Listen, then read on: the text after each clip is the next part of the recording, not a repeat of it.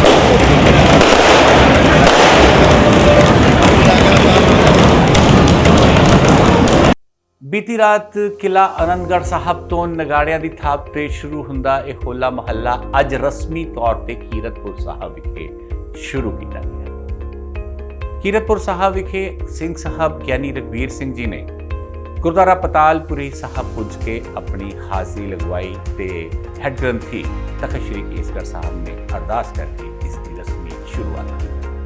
जिक्रयोग है कि 6 रोज़ा इस कौमी त्यौहार का पहला पड़ाव अज 14 मार्च को 16 मार्च तक कीरतपुर साहब में शुरू किया गया, जबकि 17, 18 ते 19 मार्च को आनंदपुर साहब के होला महल्ला मनाया।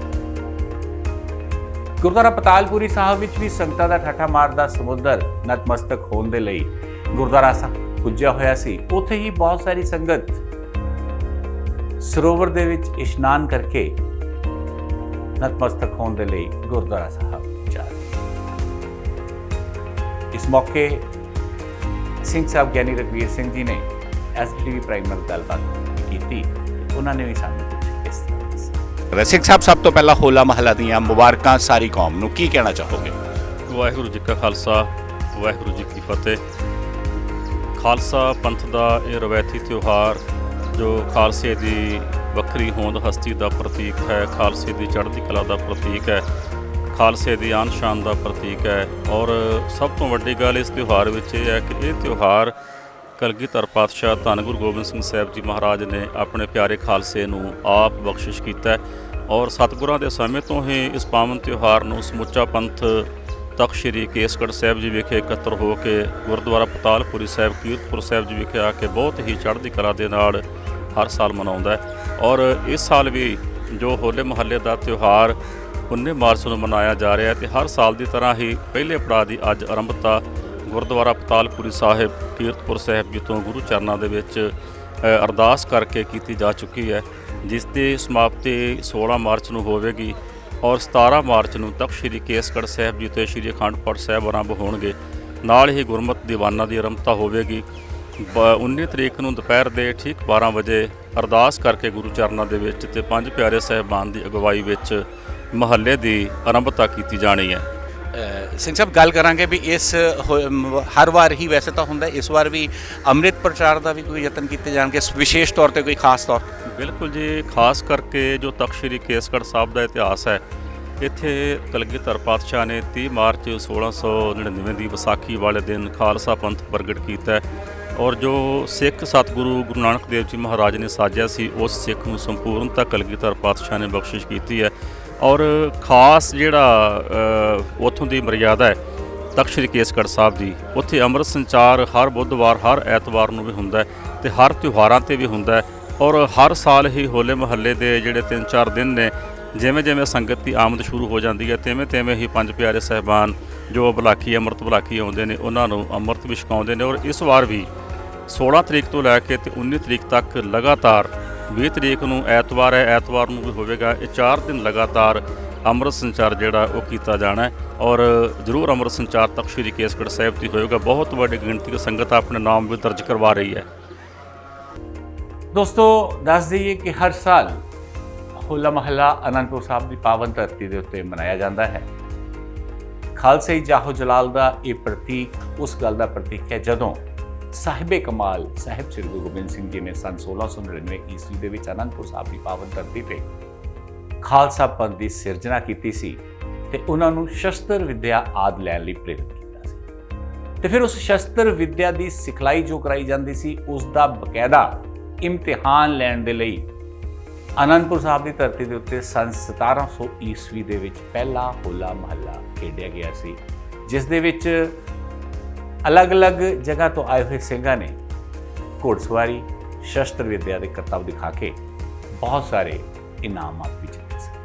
ਗੁਰੂ ਸਾਹਿਬ ਜਿੱਤਿਆਂ ਨੂੰ 96 ਕਰੋੜੀ 50 ਕਰੋੜੀ 10 ਕਰੋੜੀ ਆਦਿ ਉਪਾਧੀ ਦਾ ਨਵਾਜ਼ਦੇ ਸਨ ਤੇ ਫਿਰ ਇਹ ਹਰ ਸਾਲ ਹੋਲਾ ਮਹੱਲਾ ਪਰੰਪਰਾ ਦੇ ਮੁਤਾਬਕ ਅਨੰਦਪੁਰ ਸਾਹਿਬ ਦੀ ਧਰਤੀ ਦੇ ਉੱਤੇ ਖੇਡਿਆ ਜਾਂਦਾ। ਅੱਜ ਵੀ ਉਸੇ ਹੋਲੇ ਮਹੱਲੇ ਨੂੰ, ਉਸੇ ਦਿਨਾਂ ਨੂੰ ਯਾਦ ਕਰਦੇ ਹੋਏ ਕੀਰਤਪੁਰ ਸਾਹਿਬ ਦੀ ਪਾਵਨ ਧਰਤੀ ਤੇ ਸ਼ੁਰੂਆਤ ਹੋ ਕੇ 17, 18, 19 ਮਾਰਚ ਨੂੰ ਅਨੰਦਪੁਰ ਸਾਹਿਬ ਦੀ ਧਰਤੀ ਤੇ ਹੋਲਾ ਮਹੱਲਾ ਮਨਾਇਆ ਜਾਏਗਾ ਤੇ 19 ਮਾਰਚ ਨੂੰ ਨਿਹੰਗ ਸਿੰਘ ਜਥੇਬੰਦੀਆਂ ਇੱਕ ਵਿਸ਼ਾਲ ਮਹੱਲਾ ਨਿਕਾਲ ਕੇ ਚਰਨਗੰਗਾ ਸਟੇਡੀਅਮ ਦੇ ਵਿੱਚ ਸ਼ਸਤਰ ਵਿੱਦਿਆ, ਘੋੜਸਵਾਰੀ, ਨਿਜ਼ਾ ਆਦਿ ਦਾ ਪ੍ਰਦਰਸ਼ਨ ਕਰ ਅਲੱਗ-ਅਲੱਗ ਮਹਿਕਮਿਆਂ ਵੱਲੋਂ ਜਿੱਥੇ ਪੁਖਤਾ ਇੰਤਜ਼ਾਮ ਕੀਤੇ ਗਏ ਨੇ, ਉੱਥੇ ਸ਼੍ਰੋਮਣੀ ਗੁਰਦੁਆਰਾ ਪ੍ਰਬੰਧਕ ਕਮੇਟੀ ਵੱਲੋਂ ਵੀ ਪੁਖਤਾ ਇੰਤਜ਼ਾਮ ਕੀਤੇ। ਕਿਸ ਤਰ੍ਹਾਂ ਦੇ ਨੇ ਇੰਤਜ਼ਾਮਾਤ, ਇਹ ਵੀ ਤੁਹਾਨੂੰ ਤੇ ਸਾਡੇ ਨਾਲ ਸ਼੍ਰੋਮਣੀ ਗੁਰਦੁਆਰਾ ਪ੍ਰਬੰਧਕ ਕਮੇਟੀ ਦੇ ਜੂਨੀਅਰ ਮੀਤ ਪ੍ਰਧਾਨ ਪ੍ਰਿੰਸੀਪਲ ਸੁਰਿੰਦਰ ਸਿੰਘ ਜੀ ਉਹ ਵੀ ਨੇ, ਕਿਉਂਕਿ ਸ਼੍ਰੋਮਣੀ ਕਮੇਟੀ ਪੂਰੇ ਇੰਤਜ਼ਾਮ ਕਰਦੀ ਹੈ, ਪੂਰੇ ਦੇਖਭਾਲ ਕਰਦੀ ਹੈ। ਇਹ ਪੂਰਾ 6 ਰੋਜ਼ਾ ਜੋ ਤਿਉਹਾਰ ਅਨੰਦਪੁਰ ਸਾਹਿਬ ਤੇ ਕੀਰਤਪੁਰ ਸਾਹਿਬ ਦੀ ਪਾਵਨ ਧਰਤੀ ਤੇ ਮਨਾਇਆ ਜਾਂਦਾ ਹੈ, ਉਸ ਲਈ ਪੁਖਤਾ ਇੰਤਜ਼ਾਮ ਜਿਹੜੇ ਆ ਸ਼੍ਰੋਮਣੀ ਕਮੇਟੀ ਵੱਲੋਂ ਕੀਤੇ ਜਾਂਦੇ ਨੇ। ਇਸ ਵਾਰ ਵੀ ਸਭ ਤੋਂ ਪਹਿਲਾਂ ਤੁਹਾਡੇ ਕੋਲੋਂ ਵਧਾਈ ਦਿੰਦੇ ਹੋਏ ਮੈਂ ਇਹੀ ਪੁੱਛਾਂਗਾ ਵੀ ਕੀ ਇੰਤਜ਼ਾਮ ਕੀਤੇ ਗਏ ਨੇ ਵਿਸ਼ੇਸ਼ ਤੌਰ ਤੇ ਸ਼੍ਰੋਮਣੀ ਗੁਰਦੁਆਰਾ ਪ੍ਰਬੰਧਕ ਕਮੇਟੀ ਵੱਲੋਂ? ਵਾਹਿਗੁਰੂ ਜੀ ਕਾ ਖਾਲਸਾ, ਵਾਹਿਗੁਰੂ ਜੀ ਕੀ ਫਤਿਹ। ਖਾਲਸਾ ਪੰਥ ਦੇ ਜਾਹੋ ਜਲਾਲ ਅਤੇ ਚੜ੍ਹਦੀ ਕਲਾ ਦੇ ਪ੍ਰਤੀਕ ਹੋਲਾ ਮਹੱਲਾ ਸਮੇਂ ਪੰਥ ਦੀ ਨੁਮਾਇੰਦਾ ਜਮਾਤ ਸ਼੍ਰੋਮਣੀ ਗੁਰਦੁਆਰਾ ਪ੍ਰਬੰਧਕ ਕਮੇਟੀ ਵੱਲੋਂ ਕੱਲ੍ਹ ਸ਼ਾਮੀ 5 ਨਗਾਰੇ ਵਜਾ ਕੇ ਕਿਲ੍ਹਾ ਆਨੰਦਗੜ੍ਹ ਸਾਹਿਬ ਤੋਂ ਹੋਲੇ ਮਹੱਲੇ ਦਾ ਆਗਾਜ਼ ਕਰ ਦਿੱਤਾ ਗਿਆ ਸੀ। ਅੱਜ 14 ਤੋਂ ਲੈ ਕੇ 16 ਮਾਰਚ ਤੱਕ ਕੀਰਤਪੁਰ ਸਾਹਿਬ ਦਾ ਪਹਿਲਾ ਪੜਾਅ, ਉਹਦੀ ਸ਼ੁਰੂਆਤ ਅਰਦਾਸ ਕਰਕੇ ਅਖੰਡ ਪਾਠ ਸਾਹਿਬ ਪ੍ਰਾਰੰਭ ਕੀਤਾ ਗਿਆ ਔਰ 17 ਤੋਂ ਲੈ ਕੇ 19 ਤੱਕ ਇਹ ਲਗਾਤਾਰ ਹੋਲੇ ਮਹੱਲੇ ਦੇ ਸਮਾਗਮ ਜੋ ਹਨ ਉਹ ਪੰਥ ਦੀ ਨੁਮਾਇੰਦਾ ਜਮਾਤ ਵੱਲੋਂ ਸ਼੍ਰੋਮਣੀ ਗੁਰਦੁਆਰਾ ਪ੍ਰਬੰਧਕ ਕਮੇਟੀ ਵੱਲੋਂ ਬੜੇ ਪੁਖਤਾ ਪ੍ਰਬੰਧ ਕੀਤੇ ਗਏ ਨੇ। ਸੰਗਤਾਂ ਦੀ ਸਹੂਲਤ ਦੇ ਲਈ ਹਰ ਸਿੱਖ ਤੱਕ ਗੁਰੂ ਮਹਾਰਾਜ ਦੀਆਂ ਬਖਸ਼ਿਸ਼ਾਂ ਪਹੁੰਚਣ, ਇਸ ਲਈ ਸ਼ਬਦ ਦਾ ਲੰਗਰ ਤੇ ਗੁਰੂ ਕਾ ਲੰਗਰ ਵਿਸ਼ੇਸ਼ ਤੌਰ ਤੇ ਵਿਸ਼ੇਸ਼ ਪ੍ਰਬੰਧ ਕੀਤੇ ਗਏ ਨੇ। ਲਗਭਗ 250 ਲੰਗਰ ਅਨੰਦਪੁਰ ਸਾਹਿਬ ਦੀ ਪਾਵਨ ਧਰਤੀ ਤੇ ਹੀ ਤਖ਼ਤ ਸ੍ਰੀ ਕੇਸਗੜ੍ਹ ਸਾਹਿਬ ਜੀ ਦੀ ਛਤਰ ਛਾਇਆ ਹੇਠ ਲਾਏ ਜਾ ਰਹੇ ਨੇ ਔਰ ਹਰ ਕਿਸਮ ਦਾ ਸਹਿਯੋਗ ਉਹਨਾਂ ਸੰਤਾਂ, ਮਹੰਤਾਂ, ਪਿੰਡਾਂ ਦੀਆਂ ਵੱਖ-ਵੱਖ ਸੰਗਤਾਂ ਦੇ ਪ੍ਰਬੰਧਕਾਂ ਦਾ ਅਸੀਂ ਸਹਿਯੋਗ ਕਰਨ ਦਾ ਪੂਰਾ ਦ੍ਰਿੜ ਵਿਸ਼ਵਾਸ ਦਿਵਾਇਆ ਹੈ। ਇਹਦੇ ਨਾਲ ਹੀ ਜਿੱਥੇ ਗੁਰੂ ਕਾ ਲੰਗਰ ਪੇਟ ਦੀ ਭੁੱਖ ਬੁਝਾਉਣ ਲਈ ਜ਼ਰੂਰੀ ਹੈ, ਉੱਥੇ ਗੁਰੂ ਕੇ ਸ਼ਬਦ ਦਾ ਲੰਗਰ ਆਤਮਾ ਦੀ ਭੁੱਖ, ਆਤਮਾ ਦੀ ਤ੍ਰਿਪਤੀ ਲਈ ਉਹ ਵੀ ਵਿਸ਼ੇਸ਼ ਪ੍ਰਬੰਧ ਕਰਕੇ ਕਵੀ ਦਰਬਾਰ, ਕਥਾ ਦਰਬਾਰ, ਕੀਰਤਨ ਦਰਬਾਰ ਅਤੇ ਢਾਡੀ ਦਰਬਾਰ, ਕਵੀਸ਼ਰ ਦਰਬਾਰ ਉਹਦੇ ਨਾਲ ਹੀ ਅਨੇਕਾਂ ਸਭਾ ਸੁਸਾਇਟੀਆਂ ਤੇ ਸ਼੍ਰੋਮਣੀ ਗੁਰਦੁਆਰਾ ਪ੍ਰਬੰਧਕ ਕਮੇਟੀ ਵੱਲੋਂ ਵਿਸ਼ੇਸ਼ ਤੌਰ ਤੇ ਲਿਟਰੇਚਰ ਸਟਾਲ ਜਿਹੜੇ ਨੇ ਵੱਖ-ਵੱਖ ਸੰਸਥਾਵਾਂ ਦੇ ਸਹਿਯੋਗ ਨਾਲ ਤਖ਼ਤ ਸ੍ਰੀ ਕੇਸਗੜ੍ਹ ਸਾਹਿਬ ਵਿਖੇ ਲਾਏ ਜਾਣਗੇ ਤਾਂ ਕਿ ਸੰਗਤਾਂ ਤੱਕ ਆਪਣੇ ਵਿਰਸੇ ਦੀ ਜਾਣਕਾਰੀ ਵੀ ਪਹੁੰਚ ਸਕੇ। ਉਹਦੇ ਨਾਲ ਹੀ ਹਰ ਪੱਖੋਂ ਜਿਵੇਂ ਧੰਨ ਗੁਰੂ ਗੋਬਿੰਦ ਸਿੰਘ ਜੀ ਮਹਾਰਾਜ ਖਾਲਸਾ ਪੰਥ ਦੀ ਆਉਣ ਵਾਲੀ ਪੀੜ੍ਹੀ ਨੂੰ ਪ੍ਰੇਰਿਤ ਕਰ ਰਹੇ ਸਨ, ਜ਼ਬਰ ਜ਼ੁਲਮ ਦੇ ਖਿਲਾਫ ਮੁਕਾਬਲਾ ਕਰਨ ਲਈ ਸ਼ਸਤਰ ਵਿੱਦਿਆ ਦਾ ਵਿਸ਼ੇਸ਼ ਪ੍ਰਬੰਧ ਹੁੰਦਾ ਸੀ। ਸ਼੍ਰੋਮਣੀ ਗੁਰਦੁਆਰਾ ਪ੍ਰਬੰਧਕ ਕਮੇਟੀ ਵੱਲੋਂ ਨਿਹੰਗ ਸਿੰਘ ਜਥੇਬੰਦੀਆਂ, ਖਾਸ ਕਰਕੇ ਬੁੱਢਾ ਦਲ, ਸ਼੍ਰੋਮਣੀ ਪੰਥ ਅਕਾਲੀ ਦਲ, ਬਾਬਾ ਬਲਬੀਰ ਸਿੰਘ ਜੀ ਦੇ ਸਹਿਯੋਗ ਨਾਲ ਗੱਤਕਾ ਕੈਂਪ ਵੀ ਹਰ ਸਾਲ ਸ਼ਹੀਦ ਬਾਗ ਵਿਖੇ ਲਾਇਆ ਜਾਂਦਾ ਹੈ, ਜਿੱਥੇ ਵਧੀਆ ਆਪਣੀ ਕਾਰਗੁਜ਼ਾਰੀ ਦੱਸਣ ਵਾਲਿਆਂ ਨੂੰ ਵਿਸ਼ੇਸ਼ ਇਨਾਮ ਦੇ ਕੇ ਸਨਮਾਨਿਤ ਕੀਤਾ ਜਾਂਦਾ ਹੈ। ਔਰ ਸਾਡੀ ਆਦਿ ਕਾਲ ਤੋਂ ਚੱਲੀ ਹੋਈ ਪਰੰਪਰਾ ਹੋਲਾ ਮਹੱਲਾ ਵਾਲੇ ਦਿਨ ਸਟੇਡੀਅਮ ਵਿਖੇ ਜੋ ਚਰਨ ਗੰਗਾ ਸਟੇਡੀਅਮ ਹੈ, ਬੜੇ ਵਿਸ਼ਾਲ ਪ੍ਰਬੰਧ ਕੀਤੇ ਗਏ ਨੇ, ਜਿੱਥੇ ਲੱਖਾਂ ਸੰਗਤਾਂ ਸ਼ਾਮਲ ਹੁੰਦੀਆਂ ਨੇ। ਉੱਥੇ ਖਾਲਸਾ ਪੰਥ ਦੀ ਇਹ ਲਾਡਲੀ ਫੌਜ, ਗੁਰੂ ਕੀਆਂ ਫੌਜਾਂ ਜਿਹੜੀਆਂ ਲਾਡਲੀਆਂ ਫੌਜਾਂ, ਘੋੜ ਸਵਾਰ ਅਤੇ ਗੱਤਕੇ ਦੇ ਕਰਤੱਵ ਵੀ ਦਿਖਾਉਂਦੀਆਂ ਹਨ।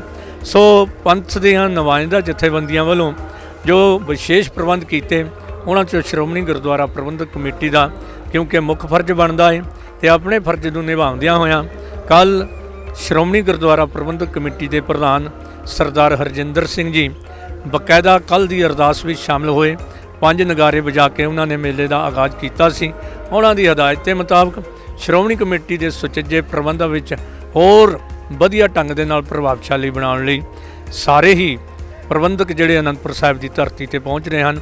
ਸਮੂਹ ਸਿੰਘ ਸਾਹਿਬਾਨ, ਸੰਤ ਸੰਪਰਦਾਵਾਂ, ਮਿਸ਼ਨਰੀ ਸੰਸਥਾਵਾਂ ਬੜੇ ਚਾਅ ਦੇ ਨਾਲ ਪਹੁੰਚ ਰਹੀਆਂ ਨੇ ਤੇ ਹਰ ਕਿਸਮ ਦੇ ਪ੍ਰਬੰਧ ਜਿਹੜੇ ਸ਼੍ਰੋਮਣੀ ਕਮੇਟੀ ਵੱਲੋਂ ਕੀਤੇ ਗਏ ਨੇ। ਸੋ ਇਹ ਸੀ ਸਾਡੀ ਅੱਜ ਦੀ ਖਾਸ ਪੇਸ਼ਕਸ਼ ਹੋਲਾ ਮਹੱਲਾ 2022। ਹੁਣ ਆਪਣੇ ਦੋਸਤ ਤੇ ਹੋਸਟ ਸ਼ਮੀ ਰਾਵ ਨੂੰ ਦਿਓ ਇਜਾਜ਼ਤ। ਵਾਹਿਗੁਰੂ ਜੀ ਕਾ ਖਾਲਸਾ, ਵਾਹਿਗੁਰੂ ਜੀ